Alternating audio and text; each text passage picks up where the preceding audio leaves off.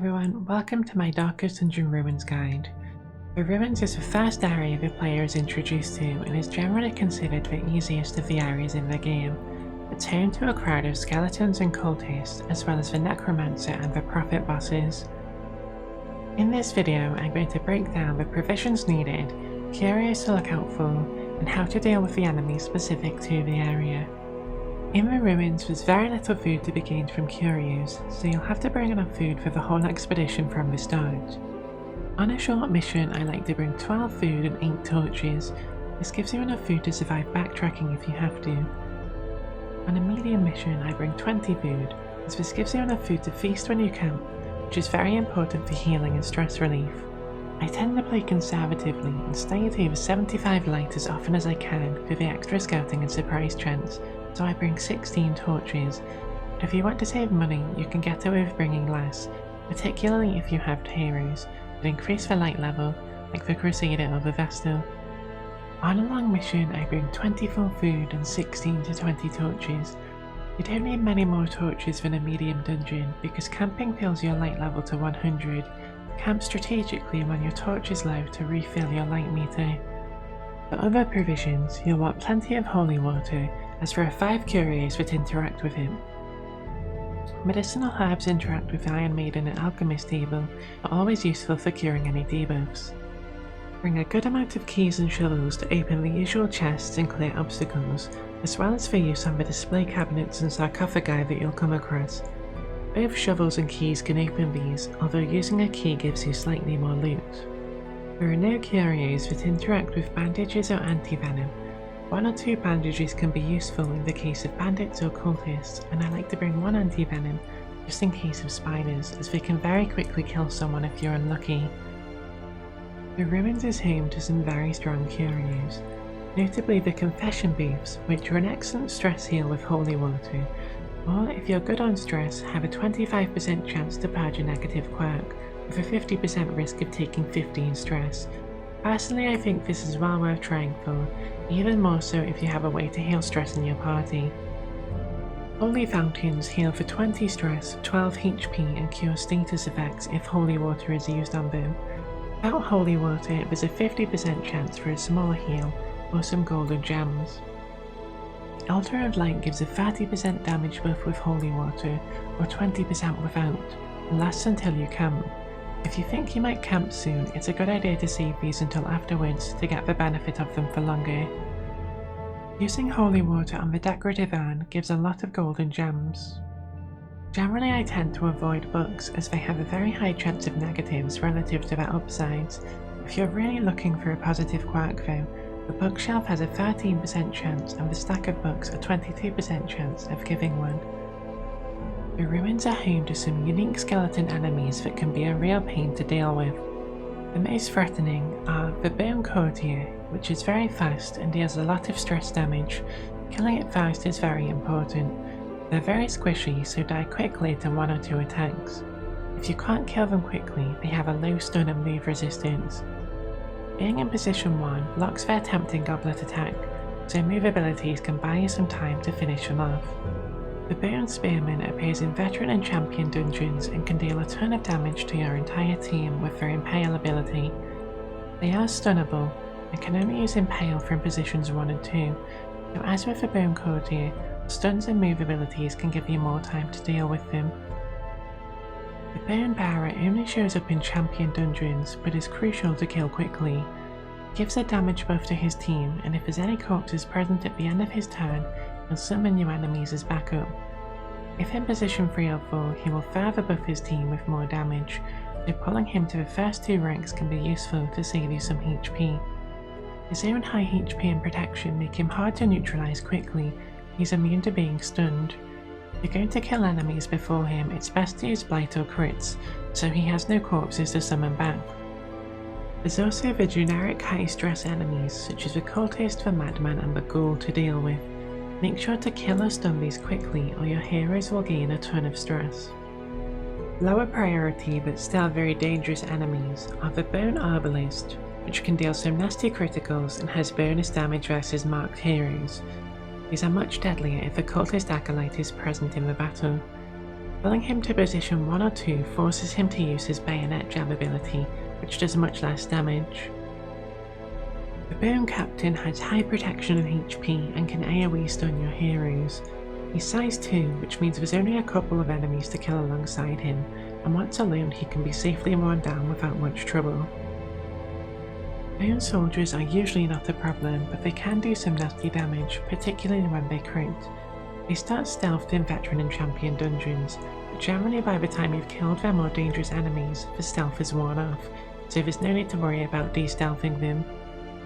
Generally you want to kill Bone Rebel and Bone Defenders last, as they're pretty non-threatening. Bone Defenders can stun and have high protection, but they don't deal much damage. If they guard a high threat enemy, stunning them will break the guard and allow you to target them.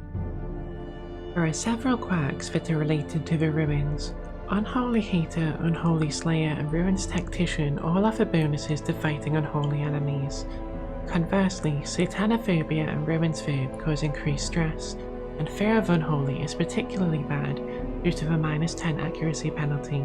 This is especially punishing in higher level dungeons where enemies have high dodge. Ruin Scrounger and Explorer offer a bonus scouting chance that is very handy for discovering secret rooms and seeing battles in advance.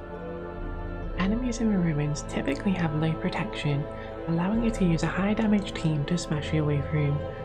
Light damage also works particularly well as all of the skeletons have very low blight resistance. Most of the ruins also have low stun resistances, but stunning them can be very useful to buy you time to kill them.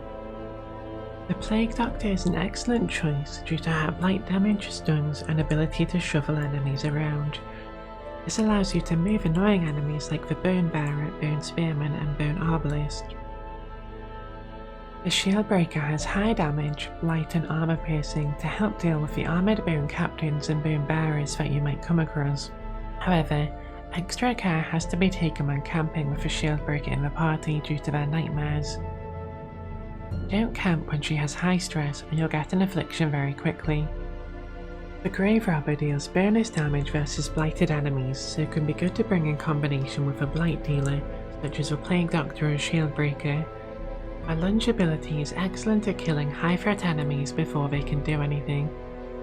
The Vestal is always a solid choice for position 3 and 4 healing due to her high single target heal, AoE heal and stun ability. However, her Mace Bash, usable from position 1 or 2, has bonus damage versus Unholy, and makes the Vestal usable semi-offensively. This gives you a little more damage at the expense of single target heals. Crusaders are a great choice for the ruins due to their attacks having bonus damage to unholy creatures. Starting them in position 3 or 4 is a great way to kill threatening enemies on the first couple of turns using Holy Lance. A party I really like is 2 Crusaders in positions 3 and 4 and a Vestal in position 2, with a strong class in position 1. I used the Monotons here, but a Lapper can also work very well. This allows you to easily kill 1 or 2 back row enemies on the first turn, and the Crusader's battle heal can make up for the loss in healing from the Vestal. The Hellion is a solid choice due to her high damage, ability to hit the back row with Iron Swan and double stun the front line with York. The high bleed resistance of enemies makes her bleed out and if it bleeds abilities less useful, but she's still a strong pick for any team. As with the Hellion, the Houndmaster's Hound Rush and Hound Harry's abilities are less useful due to the high bleed resist of the enemies. However, his versatility in guarding, stress healing, self-healing and stunning still makes him a very strong choice. The Flagellant's high reliance on bleed damage makes them much less effective at killing the high bleed resist enemies found throughout the ruins, and I tend to avoid taking them there. The Lapper's Purge ability can clear corpses, making it impossible for the Bone Bearer to bring them back, and their high damage can chop through enemies quickly. The high HP and self-heal gives them a ton of survivability. They're unable to hit the back positions, so pairing them with a hero that can pull enemies forwards, like the Plague Doctor, Occultist or Bounty Hunter, can help a lot.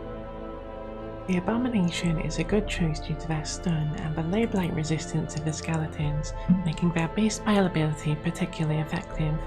In the beast form, the high damage can be used to quickly kill dangerous enemies, although as with the Leper, they will need help in pulling rank 4 enemies forward into their reach. The Occultist Demon's Pull can clear corpses and pull enemies like the Bone Bearer, Bone Arbalest and Bone Courtier to the front, neutralising their most annoying abilities and allowing your heroes such as the Lapper to target them. Their debuff abilities can make it easier to kill high dodge enemies or high protection enemies such as the Bone Bearer before they give you too much trouble. The Highwayman has no special bonuses in the ruins, but is very strong in any party, particularly due to their riposte. Their open vein ability isn't useful due to the bleed resist on enemies, however I personally prefer Wicked Slice in most situations anyway, due to its higher damage and critical chance. As with the Highwayman, the Man-at-Arms doesn't have any major advantages or disadvantages in the ruins, but is a solid choice due to their riposte, guard and buffs that they can offer to your team. The Jester's reliance on bleed damage for 2 of their attacks makes them a weaker choice for the ruins offensively, however their very strong stress heal and buffs still make them a good pick. Using Solo in Finale can deal a lot of damage to high threat enemies like the Bone Bearer or Spearman before they can cause you too much trouble.